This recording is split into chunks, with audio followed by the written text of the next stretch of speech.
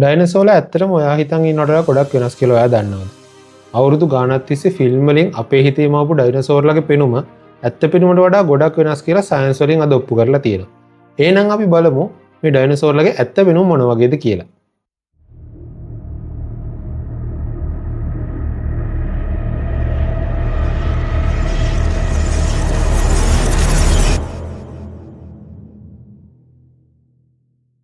ඩයිනසෝ කෙනෙක් කිව්ව ගමන් ඔයාගේ හිතේම වෙන්නේ මොන වගේ රූපයක්ද? විශාල හකු එක්ක එළියට පැනපු දත් තියෙන භයානක පෙනුමක් තියෙන මස්කියුලර් මොන්ස්ටර් කෙනෙක් වගේ රූපයක් තමයි අපේ හිතේම වෙන්නේ. හැබැයි මුල් කාලෙදී ඒ කියන්නේ 1970ට කලින් සයන්ටිස්ට්ලා හිතාගෙන හිටියේ ඩයිනසෝර්ලා කියන්නේ ස්ලෝ මහත ශරීරයක් තියෙන වගුරු බිම් වල ජීවත් වෙන උරගයෝ වගේ සත්ත්ව කොට්ටාශයක් කියලා. හරියට අද කාලේ ඉන්න කිඹුල්ලු කොමඩෝ ඩ්‍රැගන්ලා වගේ.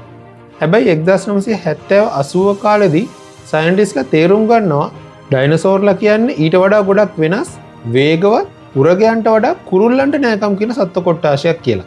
මේ සොයා ගැනීමත් එක්ක ඩයිනසෝර්ගේ පෙනුම ස්ලෝ මහත උරගයෙක්ගේ ඉඳන් වේගවත් කොරපොතු සහිත සමත් තියෙන මසල් මැෂින් එකක් විදිහට මාරු වෙනවා.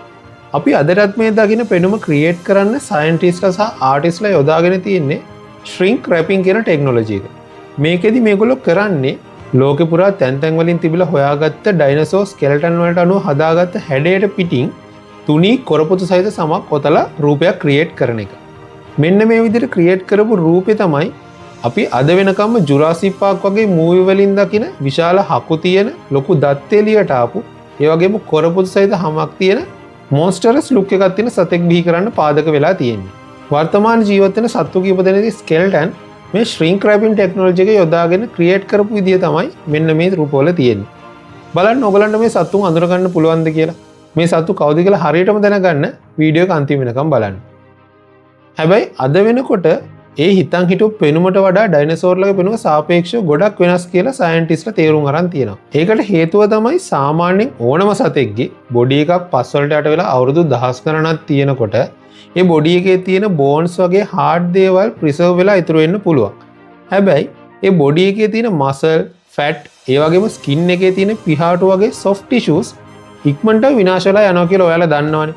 මෙන්න මේ හේතුව හින්දා ලෝකේ පුරා හමු වුණු අවුරුදු දහස් ගණනක් පරණ ඩයිනසෝර් ෆොසිල් වලින් අපිට මේ ඩයිනෝසර්ලගේ soft tissues ගැන කිසිම සාක්ෂියක් හොයාගන්න පුළුවන් වෙන්නේ නැහැ. හැබැයි ඩයිනසෝර්ලගේ බොඩි එකේ අද අපි මේ දකින උරගයන්ගේ කුරුල්ලන්ගේ තියෙනා වගේ soft tissues පිහිටලා තිබුණා කියලා සයන්ටිස්ට්ලා මත බල කරනවා. මෙන්න මේ කාරණයත් එක්ක ඩයිනසෝර්ලගේ ඇත්තම පෙනුම අපි කලින් හිතන් හිටිය තරම් මස්කියුලර් කොරපොතු තියෙන පෙනුමක් නෙවෙයි. සාමාන්‍ය දුරට බොඩි ෆැට් එක තියෙන ගොඩක් දුරට පිහාට වලින් ආවරණය වෙච්ච ස්කින් එකක් තියෙන පෙනුමක් කියලා තමයි අද වෙනකොට සයන්ටිස්ට්ලා තීරණය කරලා තියෙන්නේ.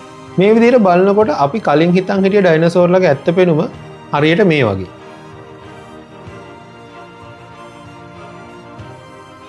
අපි කලින් පෙන්වපු මේ ඉමේජස් වල ඉන්න සත්තු කවුද කියලා ඔයගලන්ට අඳුරගන්න පුළුවන් වුණා. දැන් ඔයගලන්ට හිතන්න පුළුවන්ද ඩයිනසෝර්ලගේ ඇත්තම පෙනුම අපි හිතන් හිටිය පෙනුමට වඩා කොච්චර වෙනස් වෙන්න පුළුවන්ද කියලා. ඩයිනසෝර්ලා ගැන තවත් සැඟවුණු මේ වගේ දේවල් දැනගන්න කැමති නම් පහලින් කමෙන්ට් එකක් දාගෙන යන්න. ඒ වගේම මේ වගේ තවත් ඉන්ටරෙස්ටිං දේවල් ගැන වීඩියෝස් බලන්න The Vault LK එක join වෙන්න. If you love uncovering universal mysteries, stay tuned with The Vault LK. There are many more files yet to be opened. See you soon, guys.